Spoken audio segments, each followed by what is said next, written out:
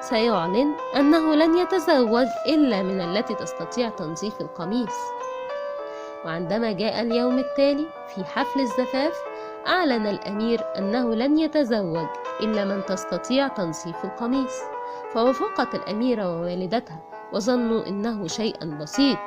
وعندما أقبلت الأميرة لتغسل القميص ازداد القميص سوادا. وحاولت والدتها ولكنها لم تنجح أيضا. ثم اجتمع زمرة من المسوخ في محاولة لتنظيف القميص، لكنه صار إلى حال أردأ. وفي النهاية قال الأمير: ولا واحدة منكن تصلح في أي شيء مطلقا. هناك شحاذة على الباب، وأنا واثق أنها تستطيع تنظيف القميص. ثم دعا الفتاة وطلب منها غسل القميص، وبمجرد أن غمرت القميص في الماء أصبح القميص أبيض